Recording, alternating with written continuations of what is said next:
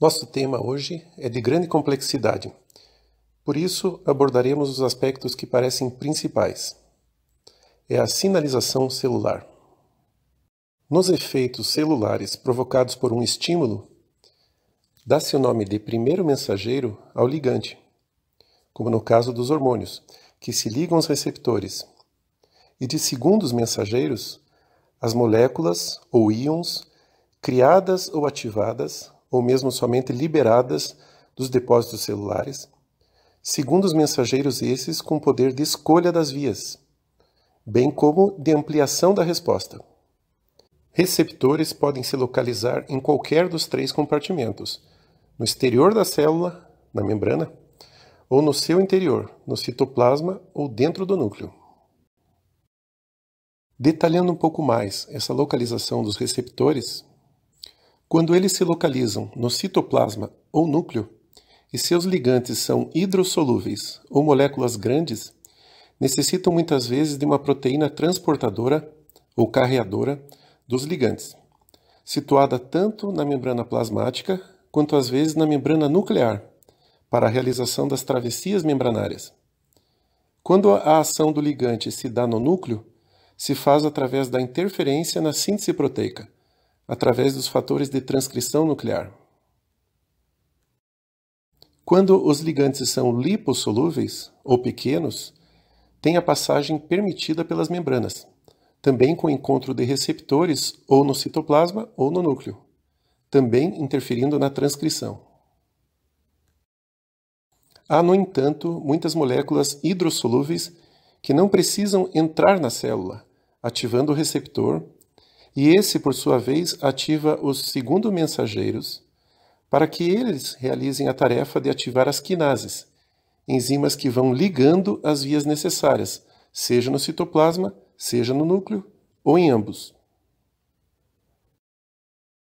Dentre os receptores conhecidos, há os acoplados à proteína G, muito comuns, e explicado mais adiante, os chamados de tirosina quinase, ou TKR, da sigla em inglês, mais simples que os primeiros, os que são a própria enzima atuante no início das vias, como a guanilato ciclase, os receptores dos fatores de necrose tumoral, que não detalharemos aqui, mas que servem a duas funções fundamentais, a inflamação e a morte celular, e os receptores para entrada ou saída de íons, ionotrópicos. Alguns dos ligantes específicos, como certos hormônios, têm receptores citoplasmáticos ou nucleares, mantidos normalmente desativados por proteínas reguladoras, onde irão formar complexos ligante e receptor com eles, atuando assim em áreas do DNA chamadas de HRE, elementos de resposta hormonal, da sigla em inglês, parte do promotor, onde os fatores de transcrição se ligam para o início da síntese das proteínas. As quinases, os protótipos de enzimas ativadoras, são enzimas que fosforilam, ou seja, adicionam um grupo fosfato às outras proteínas. Essas proteínas agora ativadas regularão vários processos celulares vitais. Terminada a sua ação, as fosfatases desativam as mesmas, retirando o fosfato. Quinases acendem, fosfatases apagam as atividades, habitualmente. Ligantes devem fazer seus efeitos e ir embora. Por isso, ligam-se de maneira não covalente, reversível e podem saturar os receptores. Há uma saturação, uma Bmax de binding, ou ligação máxima, a partir do qual não adianta trazer mais ligantes. O receptor atingiu os seus limites, exatamente como na cinética enzimática. Receptores para íons, ou canais iônicos, são os de efeitos mais rápidos, com efeitos de tendência à despolarização, por esse motivo excitatórios, ou de entrada de íons negativos, levando a uma maior negatividade intracelular, ou seja, de hiperpolarização, efeito então inibitório. Exemplos de ligantes com efeito inibitório em células nervosas ou musculares são o GABA, ácido gama-aminobutírico, e o aminoácido glicina. E do lado dos excitatórios, a acetilcolina, o glutamato e a serotonina, com o símbolo 5-HT. Sempre lembrando que esses efeitos dependem muito da localização, tipo de receptor, etc. O curare, por exemplo, substância derivada de planta utilizada há muito tempo como arma química de caça pelos indígenas, age de forma muito mais intensa na placa motora, necessária para o movimento do animal, que ao ser atingido fica paralisado, e muito menos em receptores cerebrais, por isso não foge, mas mantém-se acordado. Conhecimento derivado para a área médica, em anestesias.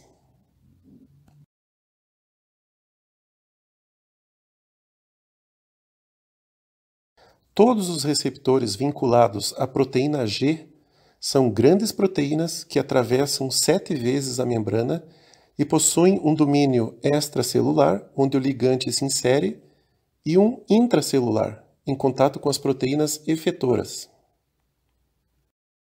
A proteína G, que em repouso permanece colada à parte citoplasmática e inativa.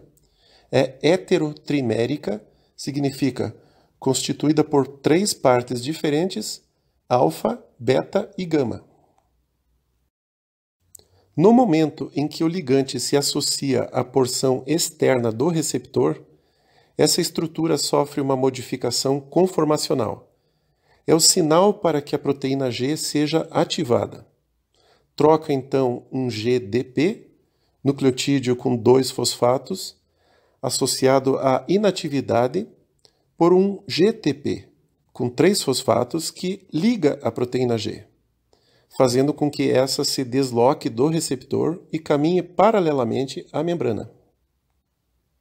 Frações beta e gama também se separam. A fração alfa, ao encostar ou na enzima membranária ou no canal iônico, faz com que esse ou essa entre em atividade. No caso do canal iônico, permitindo a passagem dos íons enquanto ativo. Cumprida a função, o GTP é deslocado pelo GDP e a proteína G volta a ser inativa, voltando a se associar ao receptor. A proteína G é, na verdade, uma GTPase, uma enzima que converte GTP em GDP e vice-versa.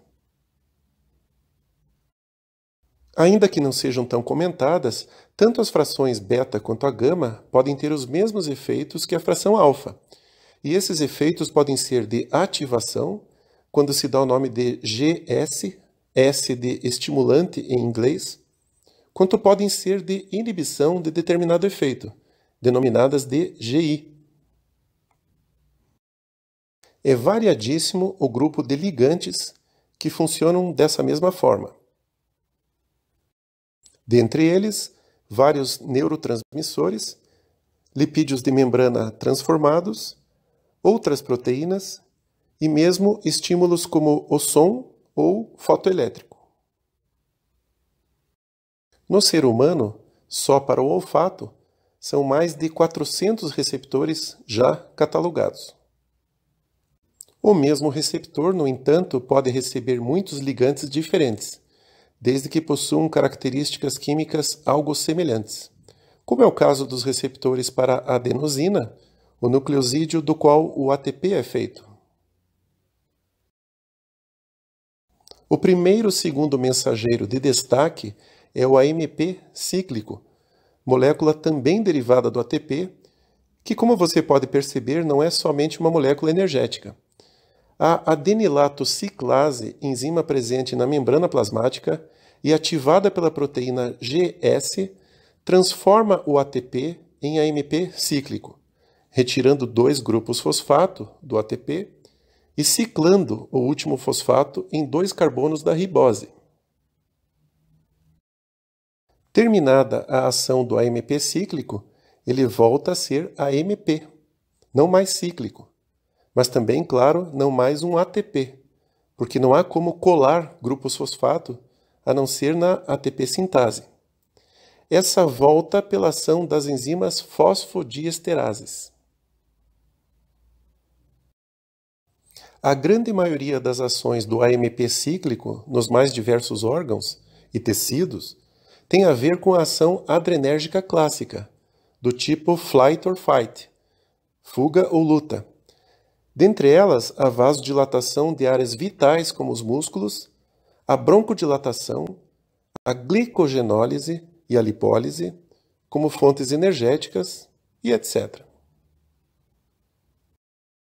No caminho, ou mais exatamente nas vias sinalizadoras, o AMP cíclico encontra quinases inativadas pela associação com subunidades reguladoras e desfaz essa contenção, dando o sinal para que as quinases façam o seu trabalho de fosforilar outras proteínas.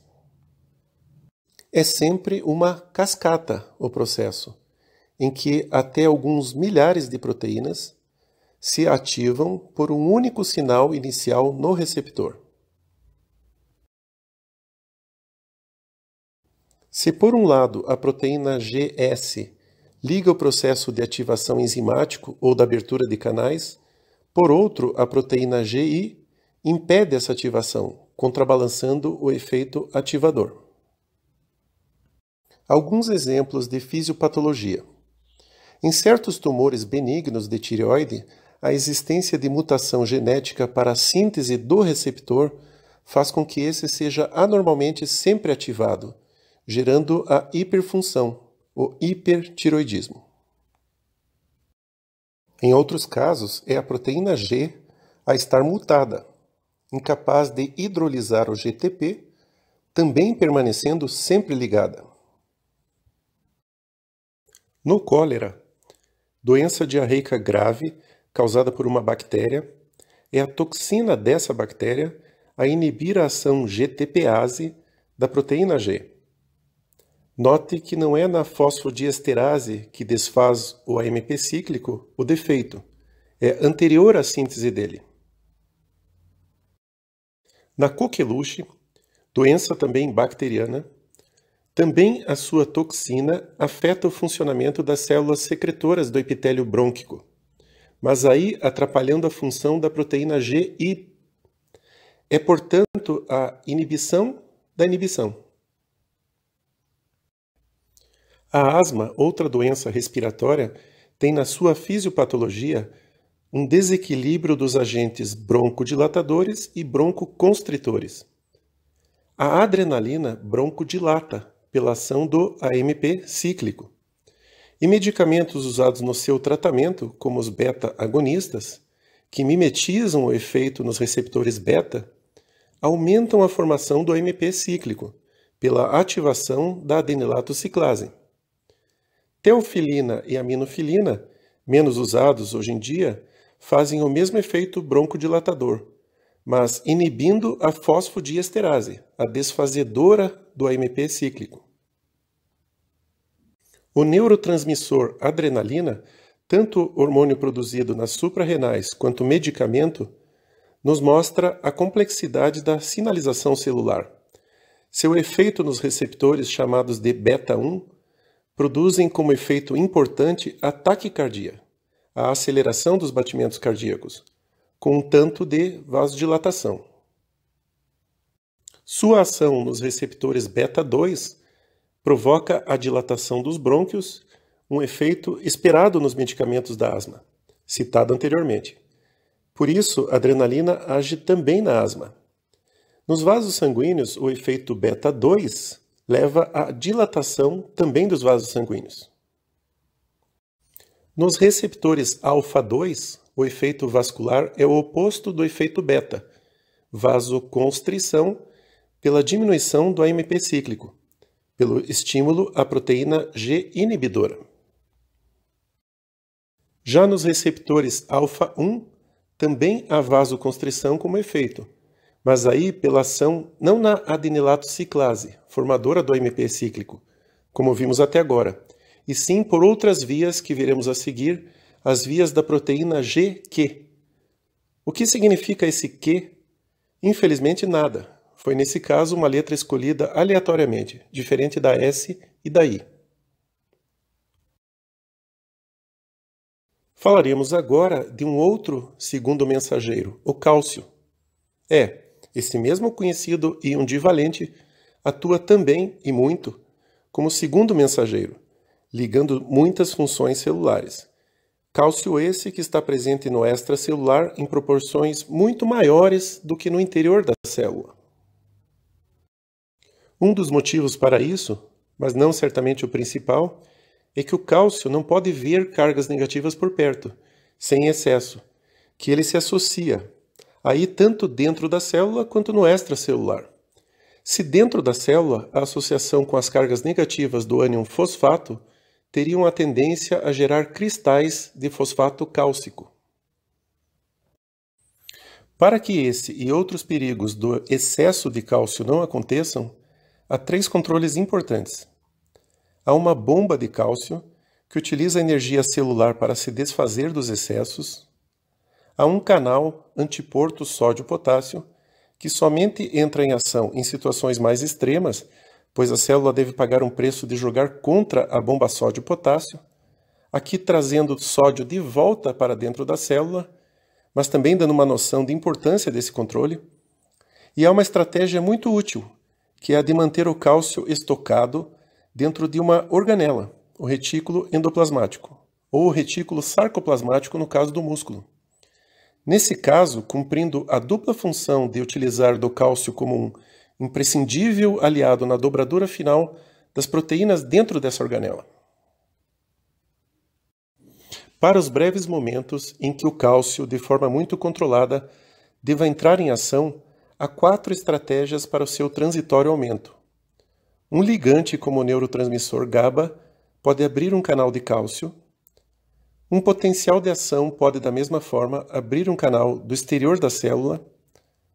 A partir do interior da célula, uma proteína quinase ativada, inicialmente recebendo estímulo externo via receptor, pode também abrir os canais.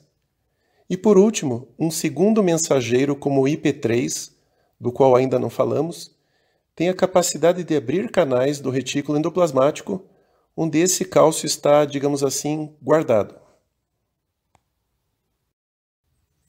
Como dissemos anteriormente, a proteína GQ não pertence à via de geração do AMP cíclico, não atua na adenilato ciclase.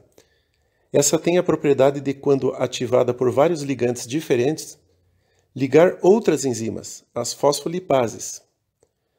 No caso da fosfolipase C, essa enzima irá realizar a quebra do fosfolipídio da membrana fosfatidil-inositol, gerando 2 outros segundos mensageiros, o diacilglicerol, ou DAG, que não é mais que 2 pernas de ácido graxo associado ao glicerol, como um triglicerídeo sem uma das pernas, e o inositol, parente próximo da glicose, já fosforilado, mas que será fosforilado mais 2 vezes para se transformar no composto IP3, esse número 3 relacionado aos seus 3 grupos fosfatos, nos carbonos 1, 4 e 5.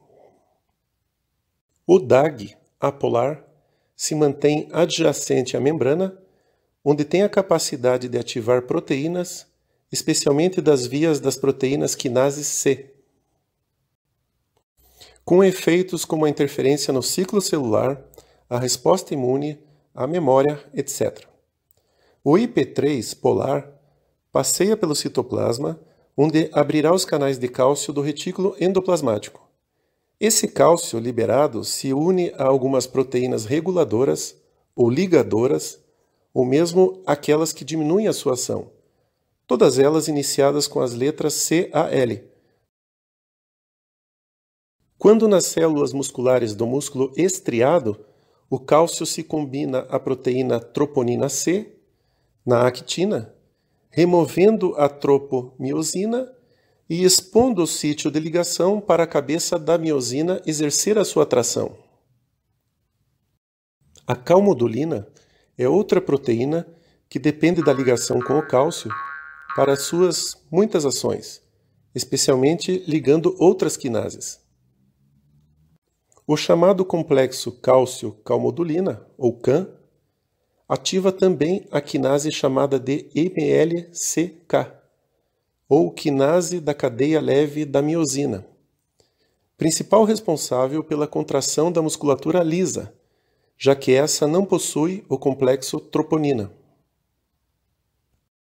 A interação do IP3 com a ação do complexo cálcio-calmodulina e MLCK pode se dar de formas um pouco diferentes, tanto na musculatura lisa quanto na musculatura estriada. A CREB, uma proteína que se liga a um elemento de resposta, explicado anteriormente, ainda que tenha AMP cíclico na sua sigla, pode ser estimulada por outras vias, como as vias do cálcio ou as vias dos receptores tirosina quinase, explicadas mais adiante. Todas elas desembocando nos efeitos genômicos para influenciar o ritmo circadiano, que por sua vez influenciam na memória, na saúde mental e até no próprio desenvolvimento de neoplasias. Na musculatura lisa, o AMP cíclico em si reduz os níveis de cálcio de duas maneiras, ou inibindo a liberação do cálcio do retículo endoplasmático, ou dificultando a abertura dos canais externos. Lembrando que das ações de luta ou fuga do AMP cíclico, não é muito interessante, por exemplo, que nessas horas o intestino queira entrar em ação. Efeitos do segundo mensageiro cálcio, além das contrações diretas, tem muito a ver com síntese e secreção de órgãos endócrinos. Parte desses efeitos dizem respeito à participação fundamental do cálcio no processo de exocitose, a liberação dos conteúdos sintetizados pelas células para o seu exterior. O GMP cíclico, um parente do AMP cíclico, tem sua formação habitualmente diferente. A enzima guanilato ciclase é o próprio receptor, no sentido em que recebe um ligante, como o fator natriurético atrial, na própria membrana, ou um ligante como o óxido nítrico, um gás, dentro do citoplasma, sem a intermediação da proteína G e o seu receptor.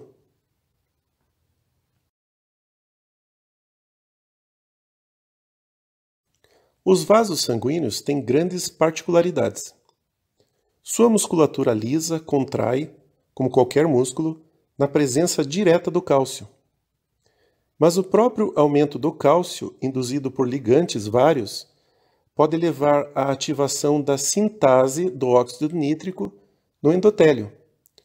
O óxido nítrico, então, ativa a guanilociclase no citoplasma da célula muscular, e o GMP cíclico formado irá ativar quinases que levam à vasodilatação, compensando a própria ação direta do cálcio. Dependendo de onde e com que intensidade os diversos ligantes agem, se mais no endotélio ou na célula muscular, por exemplo, ou se com mais efeito na liberação de cálcio endotelial ou muscular, irão causar vasoconstrição ou vasodilatação como efeito principal. A quantidade ou a dose é outro fator determinante de um ou outro efeito. Nos corpos cavernosos penianos, a ereção tem a ver com grande vasodilatação. Esse efeito é dado pelo GMP cíclico. Esse efeito se desfaz pela retirada do estímulo que o provocou, saída do ligante, ou também pela ação da fosfodiesterase, que desfaz o GMP cíclico. O sildenafil, medicamento que mantém a ereção, inibe o efeito dessa fosfodiesterase. No pênis, como em qualquer órgão, vasos sanguíneos dependem então da capacidade das células sintetizarem óxido nítrico. Como em tudo no processo do envelhecimento, essa produção tende a diminuir bastante com a idade, facilitando os problemas vasculares de vários órgãos que dependem desse aporte sanguíneo. Os fatores de crescimento são vitais para células que dividem muito, para sua diferenciação, migração e mesmo para determinar a forma como irão morrer. A grande maioria tem receptores na superfície celular. Células e órgãos diversos têm seus diferentes fatores de crescimento, mas alguns deles atuam em praticamente todas as células. Seus receptores diferem dos anteriormente citados por dimerizarem ou oligomerizarem, ou seja, precisam se unir para realizarem seus efeitos a partir da união com o ligante. O efeito mais notável dessa união das suas partes, os monômeros, é a autofosforilação, ou mais exatamente a transfosforilação, em que um monômero fosforila o outro para que iniciem a cascata de ativação. Essa fosforilação autoinduzida cria também os chamados docking sites, áreas específicas de atracamento das diversas proteínas a jusante, cada qual com a sua área de encaixe, sua docking site. Proteínas ou enzimas que aportam nos docking sites fosforilados costumam possuir domínios SH2, domínios de homologia, áreas com alguma semelhança entre elas, que formam uma espécie de bolsão molecular para o encaixe apropriado. Fatores de crescimento são também ligantes com capacidade de gerar IP3 e DAG, ativando a fosfolipase, como vimos anteriormente. Seus efeitos, no entanto, não têm a ver com a contração muscular, e sim com outras vias de ativação, como a própria via das proteínas quinase C. Receptores tirosina quinase específicos das vias chamadas JAK-STAT iniciam a ligação e ativação dos receptores quase da mesma forma que os outros TKR. Apenas que a fosforilação dos receptores ocorre pela ação das quinases semiprontas do citoplasma, chamadas de JAK, em homenagem ao deus romano mitológico Janus, de duas faces, ainda que sejam às vezes chamadas de just another kinase, apenas mais uma quinase, já que são diméricas ou triméricas e são atraídas quando o ligante se instala no receptor. Esse receptor, assim fosforilado, ativa as STATs, sigla específica dessa via, mas que são também fatores de transcrição nuclear, ou seja, migram de forma associada ao núcleo para iniciar a transcrição. Receptores podem ser homodiméricos, duas partes iguais, ou heteromultiméricos, várias partes diferentes, dependendo dos ligantes envolvidos. Aminoácidos tirosina são o alvo da fosforilação ativadora dos receptores tirosina quinase. Aminoácidos treonina e serina são o alvo da união com os grupos fosfato nos receptores acoplados à proteína G, bem como das várias quinases. Os três aminoácidos têm em comum a hidroxila, capaz de se associar ao fosfato. Os ciclos celulares, ou seja, o momento reprodutivo das células, são governados também por quinases específicas, as CDKs, quinases dependentes das ciclinas. As ciclinas, às quais as CDKs se associam, são como relógios internos celulares, que orientam o tempo de vida e de reprodução de cada célula. Cada fase do ciclo com o seu código de passagem para outra fase, seja no momento de diminuição dos níveis celulares de uma determinada ciclina, seja no pico dos seus níveis. As quinases CDKs, governadas pelas ciclinas, entram em ação ligando as vias de síntese proteica necessárias para os procedimentos de cada fase do ciclo celular.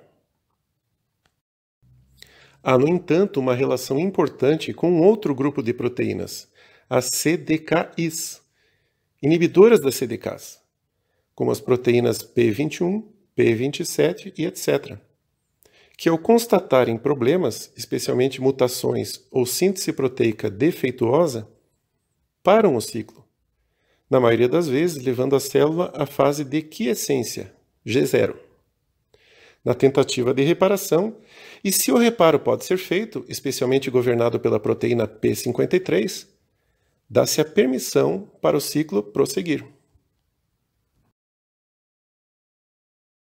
Quando se fala de receptores e seus estímulos, deve-se conhecer algo do seu, digamos, esgotamento da função. É natural que também essa função orgânica se canse. Fala-se de dessensibilização, perda da sensibilidade natural do receptor aos seus ligandes. De novo, com alguma analogia com o funcionamento enzimático. Um exemplo com o ligante acetilcolina. Em situações habituais, um receptor que antes da associação com o ligante estava no chamado stand-by, volta a ficar no stand-by, seja porque desligou-se do ligante, seja porque a fosfatase desfez a fosforilação.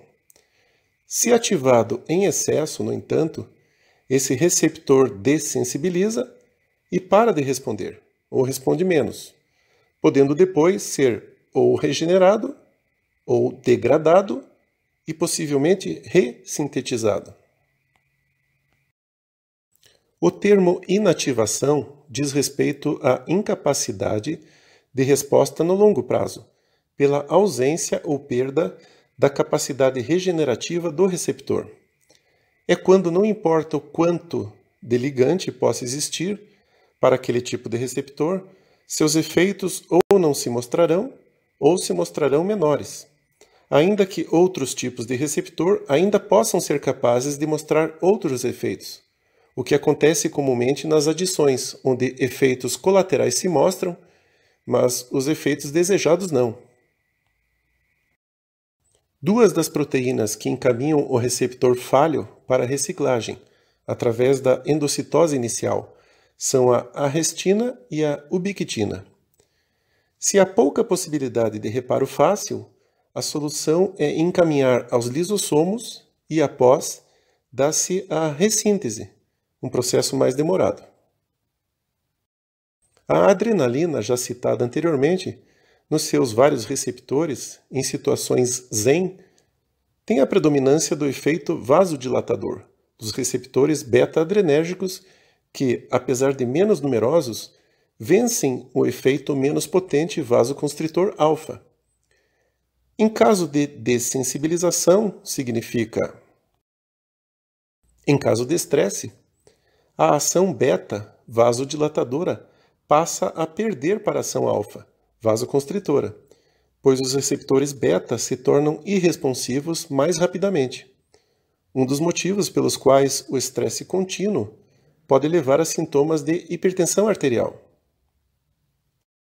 Usa-se o termo downregulation, regulação para baixo, do número de receptores nesse caso.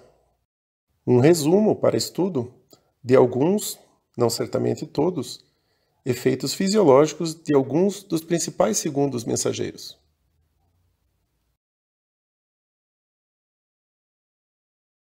Falaremos um pouco da fisiologia da visão, no que diz respeito à sinalização celular, tema que rendeu o Nobel de Medicina de 1967 ao pesquisador americano George Wald.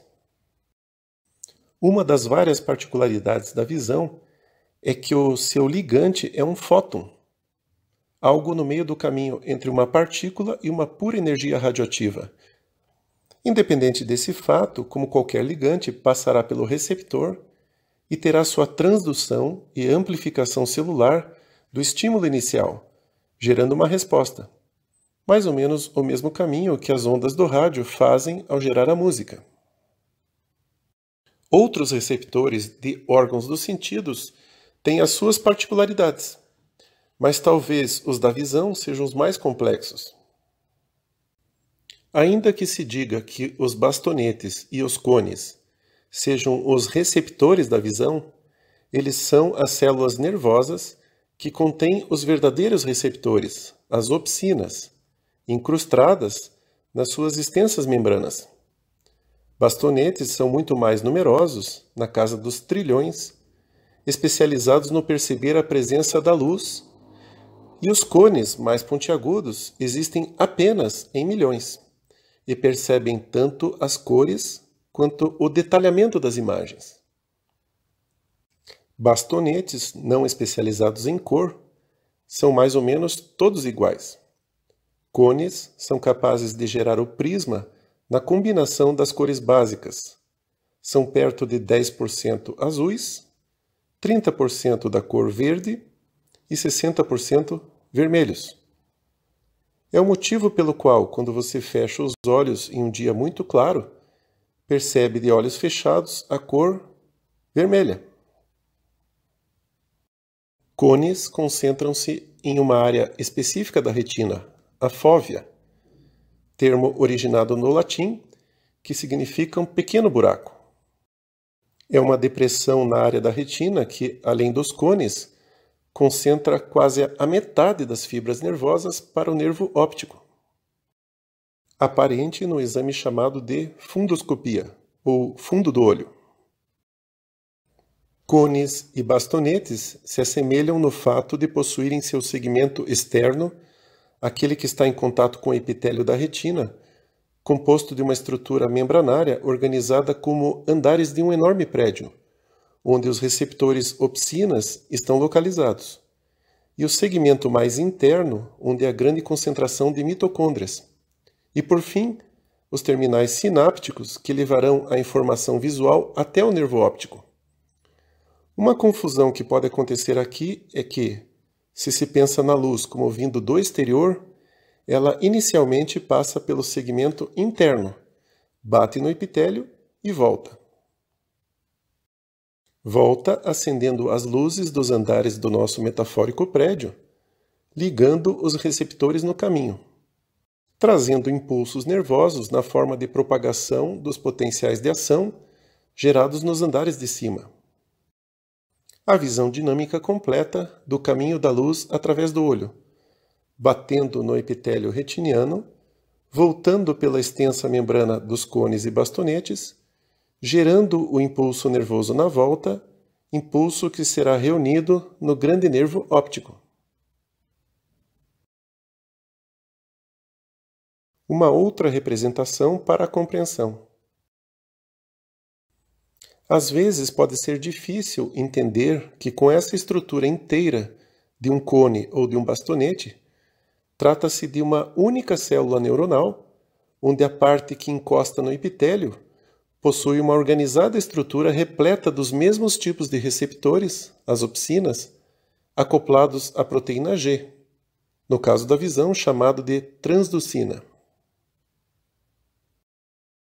Aqui, numa ilustração em 3 dimensões, mostrando os assim chamados andares dos prédios, onde pisos e tetos são membranas, com os receptores opsinas, rodopsinas no caso dos bastonetes, incrustados nas membranas. Do que são constituídos os receptores rodopsinas? De uma proteína transmembranária associada a uma molécula de retinal, esta exatamente paralela ao eixo da membrana. Retinal, um aldeído, derivado do retinol, um álcool, a vitamina A, tão essencial para a visão, cuja grande fonte alimentar são os beta-carotenos, presentes especialmente em algumas plantas. O retinal, quando em repouso, sem o estímulo luminoso, está na configuração cis, uma molécula, portanto, tortinha, e que ao receber a luz passa a forma trans, reta. Pelo efeito da retificação do retinal na molécula inteira da rodopsina, essa estimula a proteína G transducina, que ativada, ou seja, ligada ao GTP, ativa uma enzima fosfodiesterase. Se você lembrar do que foi dito anteriormente, a fosfodiesterase desfaz tanto o AMP cíclico quanto o GMP cíclico. No caso da visão, um GMP cíclico. Esse mesmo GMP cíclico, no escuro, era o que vinha mantendo canais de sódio abertos, com a entrada desse sódio, mantendo uma despolarização das membranas. o que se costuma chamar de corrente escura. Os níveis de GMP cíclico, sendo diminuídos pela ativação da fosfodiesterase com a luz, fazem com que os canais de sódio se fechem, agora hiperpolarizando a membrana, ainda mais negativo dentro. Essa hiperpolarização, diferente dos estímulos de outras células neuronais, é o que vai gerar potenciais de ação até os terminais sinápticos, onde neurotransmissores, especialmente o glutamato, liberados na fenda, retransmitem a informação visual.